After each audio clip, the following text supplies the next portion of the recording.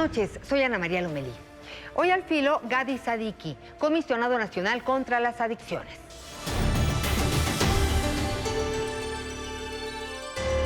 Pues nos da muchísimo gusto recibir esta noche en el estudio a Gadi Sadiki, comisionado nacional contra las adicciones. Bienvenido, buenas noches. Gracias, Ana María. Un gusto estar contigo y tu auditorio.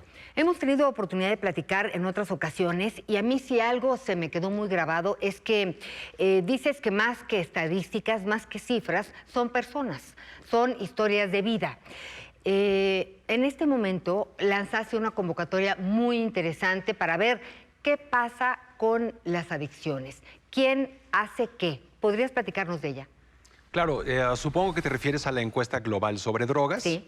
Es un ejercicio interesante que estamos participando más de 20 países en él y tiene una visión un tanto distinta y creo que ese es el trasfondo de lo que vamos a platicar del día de hoy. Son las diferencias de lo que teníamos antes y en lo que se está transformando el día de hoy. Esta encuesta, como te digo, normalmente abarca más a las asociaciones civiles. Es una encuesta que tradicionalmente se hacía desde la sociedad civil organizada. Y en este momento para la CONADIC, para la CONASAMA, para la Comisión Nacional de Salud Mental y Adicciones, resulta particularmente interesante, ¿no? Porque a diferencia de generar tasas o de generar números estadísticos, qué porcentaje de la población ha consumido fentanilo, por ejemplo, nos vamos directamente sobre los usuarios. Entonces, aunque no nos diga cuál es la cantidad o el porcentaje de usuarios en la población general, sí tenemos una capacidad mayor de observar muy de cerca a las personas que consumen sustancias. Yo estuve revisando la encuesta y se tarda uno como media hora porque realmente obtiene muchísima información y nosotros ante el llamado de esta sociedad civil organizada pensamos que era buena idea el colaborar para tener un visor más claro de lo que pasa en nuestra sociedad. Es anónima, absolutamente, es con lo que termina. También estuve echándole un ojito, tiene pues preguntas interesantes y me decías al principio que hay que entender lo que pasa ahora a diferencia de lo que pasaba antes. ¿De qué estamos hablando? Sí, mira, en primer lugar, creo que lo que más sobresale es el decir que anteriormente se veía las situaciones o la problemática, las condiciones de salud mental de la población como un casillero y lo que tiene que ver con sustancias psicoadictivas con otro. Y en realidad esto es una redundancia. Cuando hablamos del consumo de sustancias, estamos hablando de una de las muchas manifestaciones de psicopatología que existen. Hay algunas personas que comen y vomitan, otras escuchan voces y algunas personas utilizan drogas como una de las manifestaciones de esta psicopatología. Entonces tenemos una misión encomendada por el secretario de Salud, por el mismo presidente, para mejorar las condiciones en las que vive la sociedad que llevan un hilo conductor a los problemas serios con drogas y reforzar lo que tanta falta le hace a nuestra población para tener acceso a una vida digna, productiva, feliz. Algo muy interesante que han hecho ahora Salud Mental, CONADIC, la Secretaría de Salud, es hablar de las adicciones como una enfermedad y dejar de estigmatizar a las personas en este sentido. ¿Sientes que esto le ha dado un aire, una oportunidad a estas personas de salir adelante? Yo pienso que sí, como lo comentábamos antes de salir al aire, este tipo de programas normalmente llevan un tiempo a mediano plazo para darnos los frutos que necesitamos, ¿no? Pero yo sí creo que en este momento la lectura de la población general sobre lo que se está haciendo a nivel de adicciones, de salud mental, ha cambiado notoriamente. Estamos muy presentes en todos los estados. Este es un rasgo distintivo, que no queremos que todo parta desde el centro como una orden, sino necesitamos acoplarnos a las necesidades de cada una de las regiones de nuestro país. Y estamos manejando una serie de discursos dentro de lo que es la campaña Juntos por la Paz, que han sido muy pensados, con grupos focales, con un análisis muy profundo, para ver cómo le queremos hablar a distintas partes de la población. Digamos de que hay un gran esfuerzo preventivo para visualizar cuáles son los problemas. Esto es un interés particular, por ejemplo, del presidente. El presidente quiere que la gente sepa que los laboratorios en donde se fabrican estas sustancias pues son lugares insanos y que no tienen ningún tipo de norma, ¿no? Y el presidente quiere que se vean los estragos que suceden en las personas que desarrollan pues la parte más grave de una adicción. Entonces, esto es para todos los mexicanos, para las amas de casa, para los maestros. Y también tenemos un diálogo especial para con las juventudes, los niños, las niñas, adolescentes, otro para los usuarios, que este es un lenguaje distinto. Cuando queremos, por ejemplo, prevenir situaciones como la transmisión de las enfermedades de transmisión sexual, por esto que se está poniendo de moda que se le llama sexo químico, pues esta es una forma en como nosotros tenemos una vía de comunicación con cierto estrato de la población que incurre en estas prácticas, pero que no necesariamente se lo vamos a dar a los niños de primaria, ¿no? Claro. ¿Cómo manejar hoy la educación con nuestros hijos, con nuestros jóvenes? Sabemos que el prohibir no funciona, sino es todo lo contrario, pero entonces, ¿cómo prevenir? Claro, está dentro del Plan Nacional de Desarrollo, ¿no? El que tenemos que cambiar el discurso guerrero frente a las drogas, que yo insisto, la guerra contra las drogas terminó por ser una guerra contra la gente, contra las personas, los usuarios y los no usuarios también, ¿no? Y empieza desde muy temprana edad, empieza desde la casa la prevención, esto es importante, hay que hacerlo notar. A mí me gusta mucho decir que en la CONADIC, aunque somos expertos en drogas, no nos interesan las drogas, nos interesan las personas. A los policías y a las personas que se encargan de evitar el tráfico les tocan las sustancias. La prevención ha dado incluso el nacimiento a una disciplina que le llamamos la preventología, porque esto es algo realmente complicado. Y la prevención tiene distintos niveles. Por una parte es hacia lo general, lo que consume toda la población. Después hay unas prevenciones indicadas que tienen que ver con ciertos grupos y posteriormente las específicas, ¿no? Que aluden a situaciones muy particulares.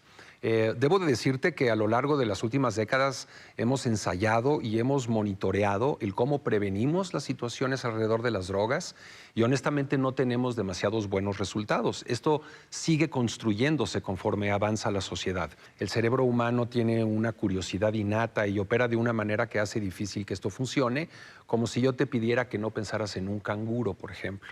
Pues inmediatamente piensas en un canguro.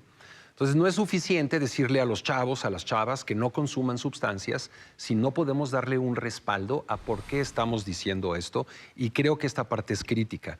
Te lo comento también un poco como una hipérbole. Tengo un libro que llegó a mis manos hace poco, que escribieron un profesor de Harvard de neurofisiología y un profesor de química. Y ellos fueron al college, a la universidad en este mismo centro, y le dieron durísimo al relajo, ¿no? Usaron drogas y se echaron todos los 60s, como te los imaginarás. Se quedan en la universidad y sus hijos crecen y están a punto de entrar al college también. Entonces, entre ellos dos, preocupados por lo que habían visto, le escriben un libro a sus hijos. Y en el prólogo de esta segunda edición, que es la que acabo de adquirir, hay una carta de una de las hijas de estos profesores diciéndole: te agradezco mucho que me hayas dado este libro, porque llegaba yo totalmente desprotegida a una situación de mucho riesgo, pero a diferencia de mis compañeros, estas son sus palabras, entendí bien cuál era la diferencia entre la heroína y la marihuana y la cerveza y el whisky, ¿no? Entonces, esa es la manera como prevenimos, ¿no? Con información verídica, viendo cara a cara a los chavos, a través de nuestro propio ejemplo, por supuesto. Y también comentábamos algo en relación, ahora en la pandemia, ¿no?